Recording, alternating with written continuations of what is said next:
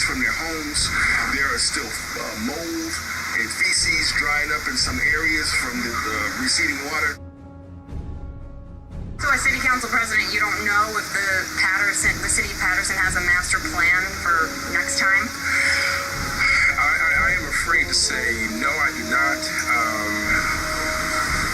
Obviously, I'm not going to take the blame on, but that is an administrative job.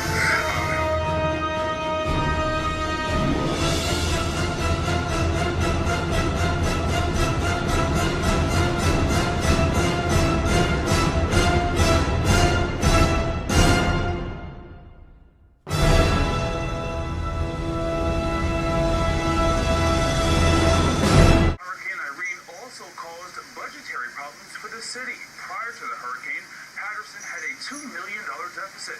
That number has since grown to $10 million.